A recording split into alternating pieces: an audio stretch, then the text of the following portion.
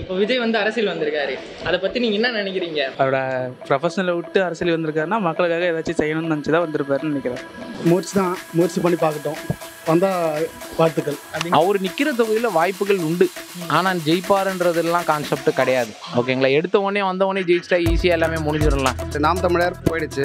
அதே மாதிரி வந்துட்டு அதிமுக களத்தில் இருக்குமா அப்படின்னு சொல்கிறது வந்து பொறுத்திருந்து தான் பார்க்கணும். அது தமிழக வெற்றி கழகத்தினுடைய அளவுக்கு வந்துட்டு இருக்கான்னு சொன்னாக்கா நிச்சயமாக இப்போ கிடையாது. அதே மாதிரி வந்துட்டு திமுக வந்துட்டு சரிநிகராக வந்து தமிழக வெற்றி கழகத்துக்கு நேரெதிராக நிற்குது. எதுவுமே வரலையே, ஒன்றும் அரசியலுக்கு வரலையே, அவர் வந்தால் தானே பண்ணுவார், வரட்டும் பார்க்கலாம். எனக்கு ஃபஸ்ட்டு பெருமையாக இருக்குது.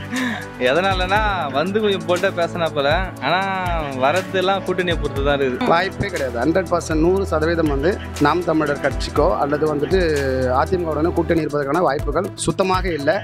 இல்லை, சினி ஃபீல்டை பொறுத்தவரையும் பார்த்தீங்கன்னா எம்ஜிஆர் இருந்த பீரியட் வந்து, அப்போ இருந்த பீரியட் வந்து பார்த்தீங்கன்னா இந்தளவுக்கு வந்து டெக்னாலஜி கிடையாது. ஓகேங்களா, மீடியா டெக்னாலஜிலாம் அந்த அப்போலாம் வந்து போஸ்டரில் தான் போகும். இப்போ வந்து எல்லா இடத்துலையுமே மீடியா டெக்னாலஜி. இப்போ ஒரு சினி ஸ்டாராக இருக்கலாம். ஓகேங்களா, அந்த ஸ்டாராக இருந்தாலும் சரி, அவங்களுக்குள்ள ஒரு கட்டமைப்புன்றது கிடையாது. அது எப்படி சொல்றீங்க? ஆமாம், நிறைய ரசிகர்கள் இருக்காங்க, நிறைய இது பண்ணுறாரு. புதுசாக வந்துருக்கு, அவரெல்லாம் வேலைக்கு போக மாட்டாரு. ரொம்ப ரொம்ப கஷ்டம். அதான் சொல்லிட்டேனே, சிம்பிளாக சொல்லிட்டேன். அவங்க கட்சியில் இருக்கிறவங்களே வந்து அவர் போய் வந்து ஒரு துக்க நிகழ்ச்சிக்கு போய் கலந்துக்கல. வந்தால் நல்லது தான் ப்ரூவ் பண்ணுவார். எனக்கு தெரிஞ்சு நல்லது தான் பண்ணுவார். என் ஓட்டு அவருக்கு தான், ஃபஸ்ட்டு ஓட்டு அவருக்கு தான் வரும். என்னோட ஓட்டு அதிமுகவும் எங்கே இருக்குதுன்னே தெரியல, ஆள் எங்கே இருக்கிறாங்கன்னு நம்மளுக்கு தெரியல. அவர் இன்னும் இருக்குது நிறைய. ஃபேமிலி மேன்லாம் எவனும் போட மாட்டான். சொல்லிடலாம், நான் விஜய் கட்சியில் இருக்குன்னு ஃபேமிலி மேன் யாரும் போட மாட்டாங்க. அந்த பிளானிங் அவங்ககிட்ட இருக்கணும். ஃபஸ்ட்டு நம்ம இது வந்து ஒரு இப்போ மது இல்லைன்னா அது இல்லைன்னா என்னென்ன ரியாக்ஷன் நடக்குமோ அது ஒரு பிளானிங் இருக்கணும். சீமான் அண்ணா இப்போ தப்பாக தான் பேசுகிறாரு, ஆனால் இதுக்கு முன்னாடி நல்லா பேசிட்டு இருந்தவர் இப்போ வந்து ரீசெண்டாக வந்து பேட்டிகிட்ட வந்து தப்பாக பேசிட்டு இருக்காரு. அந்த ஒருத்தரை வச்சு தான் விஜயே வந்து இந்த ஒன் மேன் ஷோ மாதிரி காட்டுறாரே தவிர அங்கங்கே இருக்கிற மாவட்டங்களில் யாரும் கிடையாது. புரிதல் இல்லாமலே வந்துட்டாரு அப்படின்னு. அது படத்தில் வந்து உடனே முதலமைச்சர் ஆயிடலாம், அமைச்சர் ஆயிடலாம், எல்லாமே ஆயிடலாம். ஆனால் நிஜத்தில் கவுன்சிலர் ஆகிறதே பெரிய கஷ்டம். இவர் 2026 ஜெயிச்சிருவாரா? இப்போதைக்கு டவுட்டு தான். இப்போ அவருக்கு ரொம்ப டஃப்பான ஒரு கட்சினா எதா இருக்கு? தப்பான கட்சினா விஜய் கட்சி தான். என்ன சொல்லனா, அவர் இப்போ அவரோட ப்ரொஃபஷனலை விட்டு அரசியல் வந்திருக்காருன்னா மக்களுக்காக ஏதாச்சும் செய்யணும்னு நினச்சி தான் வந்திருப்பாருன்னு நினைக்கிறேன். இப்போ மற்ற அரசியல்வாதிகிட்டலாம் இல்லாதது இவர்கிட்ட என்ன இருக்கு? இல்லை, இருப்பாருன்னு நினைக்கிறேன். எப்படி அதை சொல்கிறீங்க? எப்படின்னா, அவரோட ப்ரொஃபஷனலில் கோடி கோடியாக சம்பாதிக்கிறத விட்டு இப்போ அரசியலில் மக்களுக்காக கொஞ்சம் வந்திருக்காரு. அதனால் அவர் ஒரு நல்ல அரசியல்வாதியாக இருப்பார்னு நினைக்கிறேன். அதுக்கெல்லாம் மது விலக்குக்கெல்லாம் வாய்ப்பு இல்லைன்னு நினைக்கிறேன். இவர் 2026 ஜெயிச்சிருவாரா? இப்போதைக்கு டவுட்டு தான். ஃப்யூச்சரில் வேணால் ஜெயிக்க வாய்ப்பு இருக்குது. ஏன் அப்படி சொல்கிறீங்க டவுட்டுன்னு? நிறைய பேர் இவர் காசு கொடுக்காமலே அவ்வளோ பேர் மாநாட்டில் வந்திருந்தாங்க. அது ஃபேன் பேஜ் ப்ரோ, வரலாம். ஆனால் ஓட்டுன்னு போடும்போது எல்லாம் காசுக்காக நிறைய பேர் போடுவாங்க.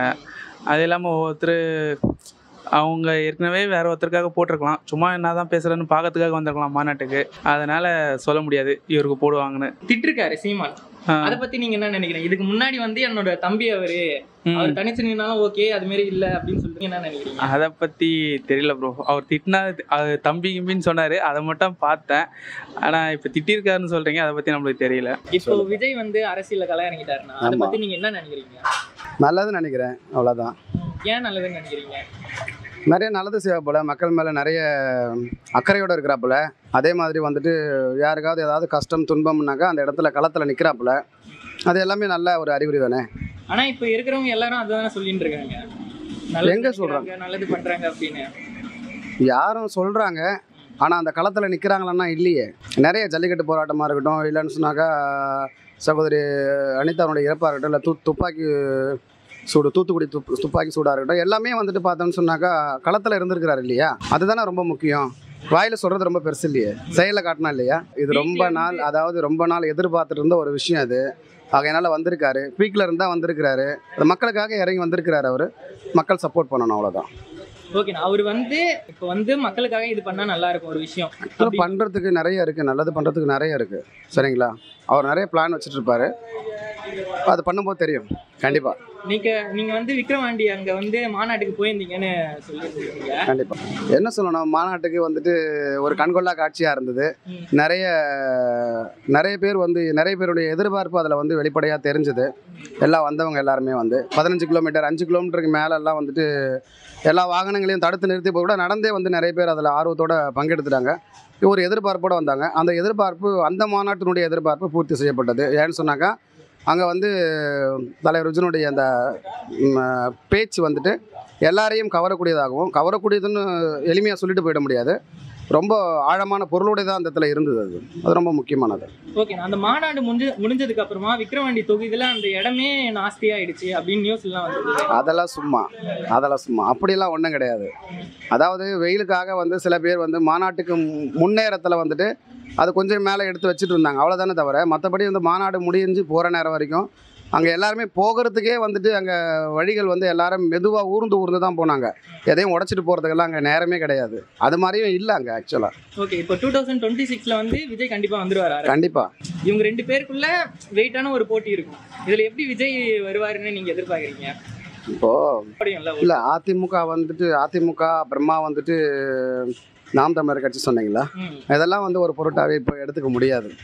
ஏன்னா அதெல்லாம் வந்து களத்தில் வந்துட்டு தமிழக வெற்றி கழகத்துக்கு நிகரானதான்னு சொல்ல போனாக்கா அப்படி இல்லைன்னு தான் தோணுது. ஏன்னா களத்தில் இன்றைக்கி ஒரு 10 பேர் எடுத்துக்கிட்டு யாருக்கு வாக்களிக்க போகிறீங்கன்னாக்கா 7 பேர் 8 பேர் வந்துட்டு தமிழக வெற்றி கழகம் அப்படின்னு தான் சொல்கிறாங்க. சரிங்களா? எங்கே வேணாலும் எல்லா இடத்துலையுமே. அப்படி இருக்கும்போது வந்துட்டு அதுக்கு வந்துட்டு நாம் தமிழர் கட்சியோ அல்லது வந்துட்டு அதிமுகவோ அதுக்கு சரிநிகரான போட்டியாக இருக்குன்னு சொல்லிட்டு கணக்கில் எடுக்க முடியாது.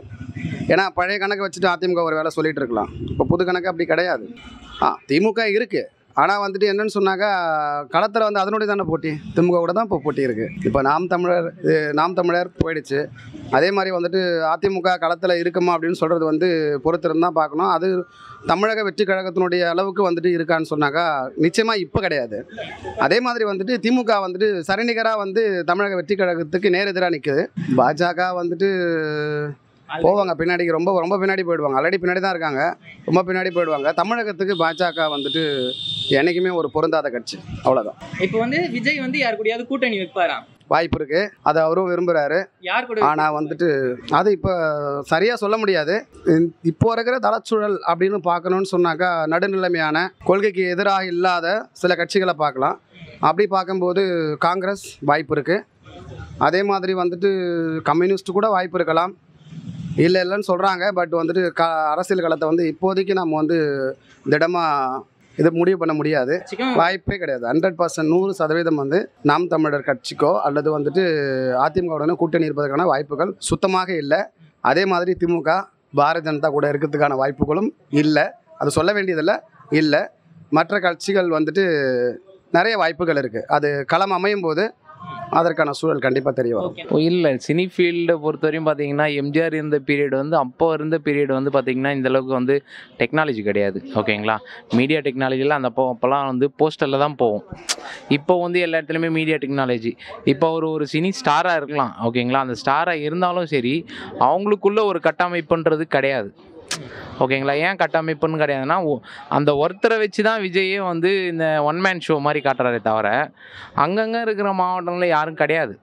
ஓகேங்களா? இப்போ நேற்று கூட பார்த்தீங்கன்னா மதுரையில் வந்து அவங்க இளைஞரணி மாவட்ட இளைஞரணி ஒருத்தர் இறந்துட்டார். ஓகேங்களா? ஒரு சமீபத்தில் இறந்துட்டார். அதுக்கும் வந்து ஒரு இரங்கல் செய்தியை அறிவிக்கலை.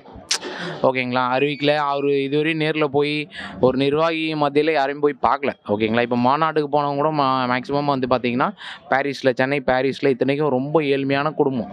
அந்த குடும்பத்தில் வந்து அவங்க அந்த பையன் ஒரு ரசிகர்ன்ற முறையில் அவன் போகிறான்ற சொல்ல அவங்க அப்பா ரிச்சாக ஓட்டுறாரு. அதே மாதிரி விழுப்புரம் தாண்டி ஆக்சிடெண்ட்டில் அவன் இறந்துடுறான்.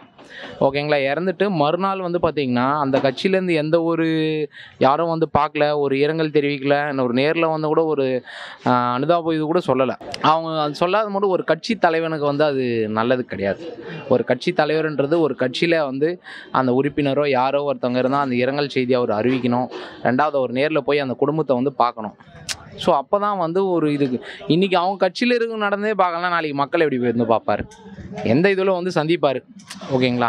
ஸோ அந்த ஒரு கான்செப்ட் தான். அவங்க என்ன கான்செப்டில் இருக்காங்கன்னு பார்த்தீங்கன்னா, ஸோ நம்ம ஒரு சினி ஸ்டாராக இருக்கோம், நாளைக்கு வந்து ஜெயிச்சிடலாம் ஈஸியாக அப்படின்ற ஒரு மனக்கணக்கில் இருக்காங்க. அது வந்து மக்கள் இப்போ எல்லா இடத்துலையும் தெளிவாக இருக்காங்க. ஓகேங்களா? எம்ஜிஆர் இந்த பீரியட்லாம் வேறு, இப்போ மக்கள் வந்து தெளிவாக இருக்காங்க. யாருக்கு நல்லது பண்ணுறாங்களோ அவங்களுக்கு தான் ஓட்டு. இப்போ விஜய் ஒரு ஆளுக்கு தான் ஓட்டு விழுமே தவிர விஜய் நிற்கிற இடத்துல எல்லாருக்கும் ஓட்டு யாருன்னு தெரியாதுல்ல.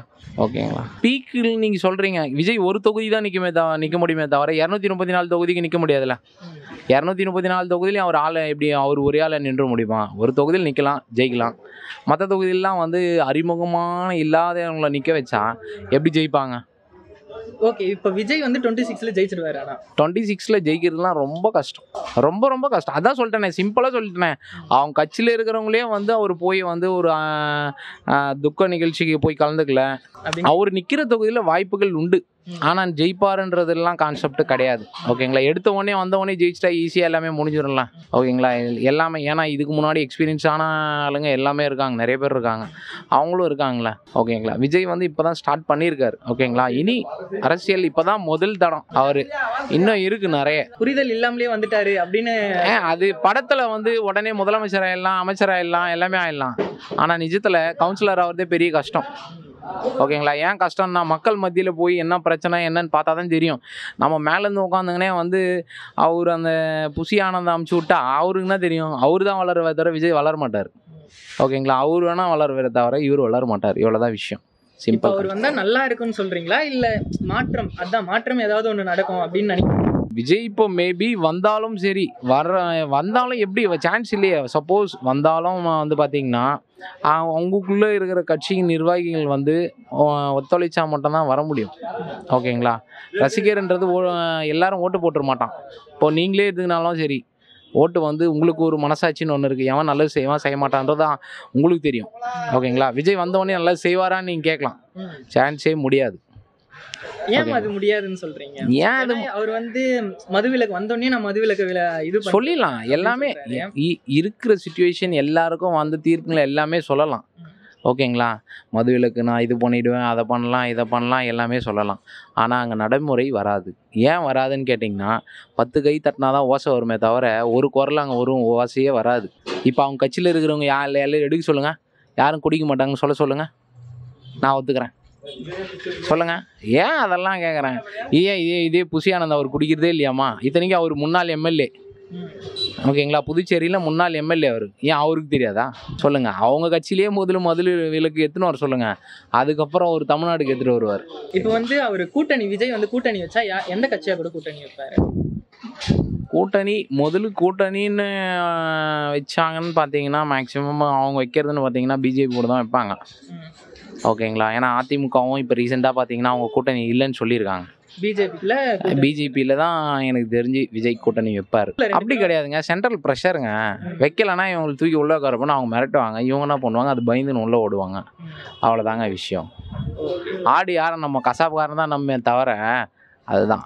இப்போ 26ல் யார் தான் வருவா ஃபைனலாக? 26ல் மேக்ஸிமம் திமுக தாங்க வரும்.